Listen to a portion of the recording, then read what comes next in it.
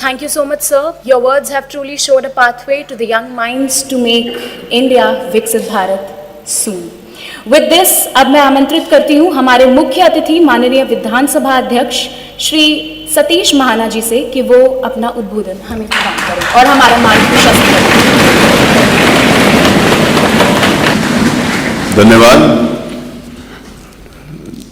आज इस महत्वपूर्ण विकसित भारत यूथ पार्लियामेंट के प्रथम दिन के उद्घाटन अवसर पर इस कार्यक्रम में उपस्थित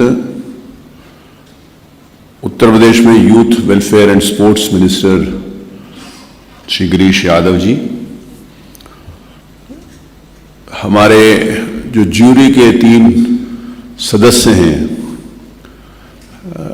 अभी जो मास्टर ऑफ सेरेमनीज हैं जो इसको संचालन कर रहे हैं, उन्होंने उनका परिचय एक बताया कि वो यहाँ से MLA and they are committed to the people of their constituencies and the state and working for them, but I would have been happy if their personal profile also was being introduced here.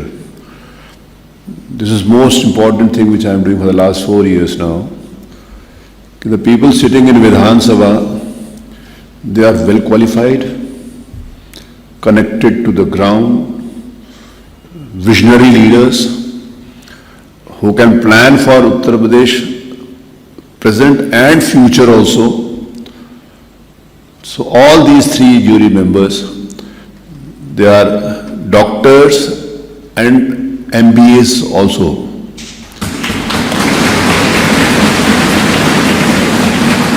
Dr. Neeraj Vora, he is MD and he is MBA.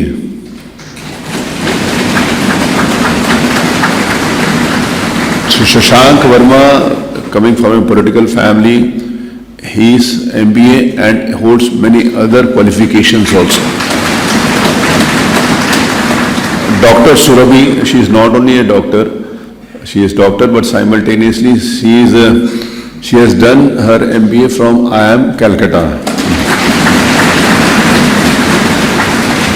So you have this galaxy of leaders, those who will judge you, and they are the jury of this day. And I would like to just inform you that we had youth parliament a few months back, probably last year probably, and the jury, what they had decided for the 3 members, those who were chosen from Uttar Pradesh, amongst those 3, 2 of them were rewarded first and second position in the nation.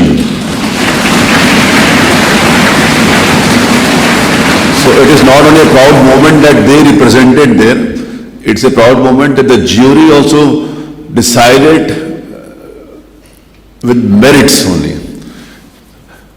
तो इसलिए बात ये मैंने कही है कि आप लोग जब यहाँ आज बैठेंगे तो आपकी योग्यता के आधार के ऊपर हमारी ज्यूरी के सदस्य उसको डिसाइड करेंगे.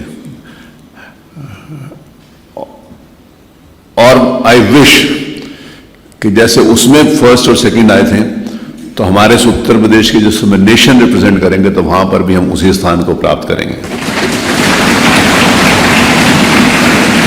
माय भारत के सभी अधिकारीगण जो बहुत दिनों से इस इवेंट को, इस प्रोग्राम को ऑर्गेनाइज करने के लिए कई महीनों से लगे हुए थे.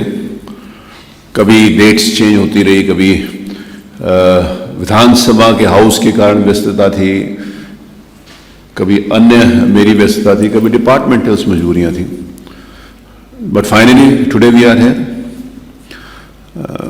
we had requested Honorable Chief Minister also to be the part of this session, any of 3 days. But we know that UP is a huge state and our Chief Minister is so dynamic that his demand is from across the country also, and during the elections he had to go there also.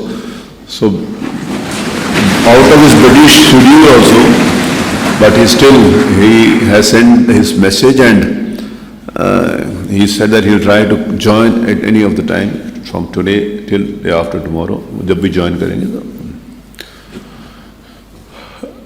हम सब भारत के लोग भारत की constitution से बंधे हुए हैं. हमारा कॉन्स्टिट्यूशन ही हमारा सबसे महत्वपूर्ण ग्रंथ है इस देश को चलाने के लिए।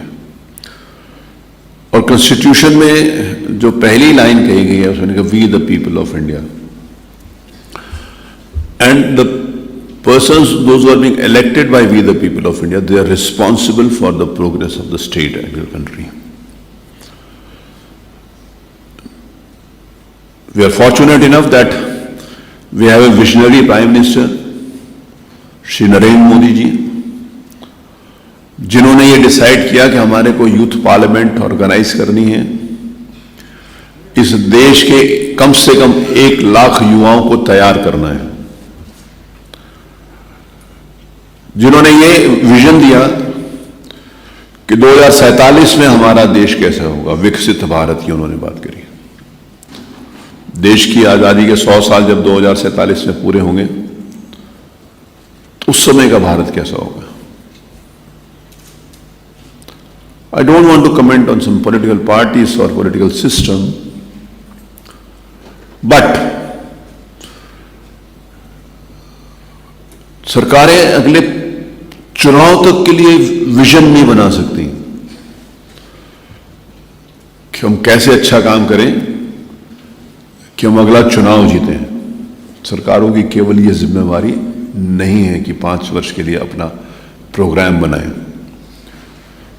सरकारों की यह जिम्मेवारी है कि आने वाली पीढ़ियों के भविष्य के बारे में सोच के लॉन्ग टर्म उनके लिए क्या किया जा सकता है इसके लिए प्लान बनाए। Short term policies and programmes never survive.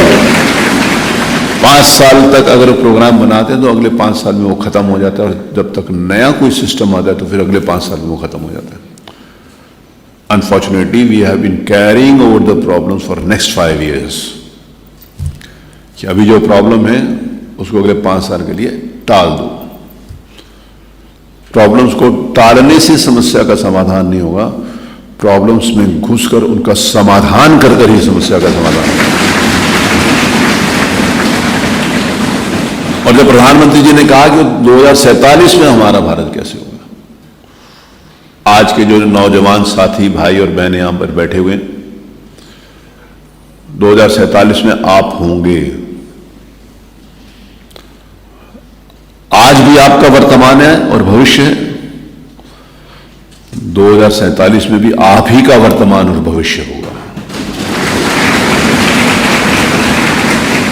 केवल ये नहीं है कि उस समय आपका वर्तमान नहीं, उस समय वर्तमान होगा। 20, 22, 23, 24, 25 साल के हैं बच्चे हैं, 23 साल और जोड़ने, आप 47, 20 साल और जोड़ने, 21 साल, तो 40-42 साल के होंगे। तो 40-42 साल में वर्तमान ही होता है, सिर्फ भविष्य नहीं होता। तो हमें अपना आगे आने वाला वर्तमान और भविष्य कैसे संवारना है, उसका कैसा हो।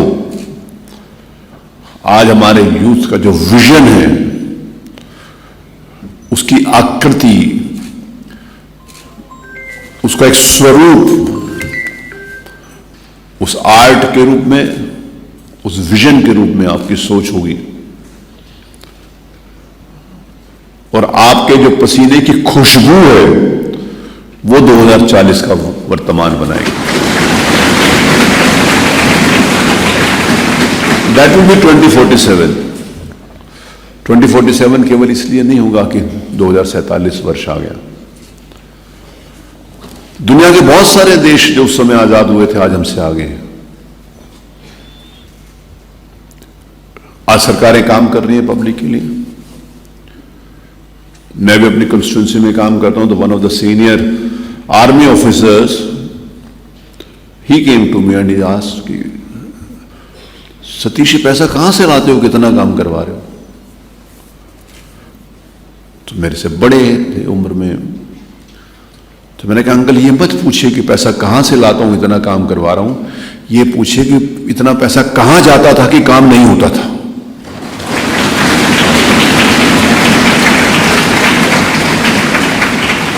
वो कहां चला जाता था कि काम नहीं होता था।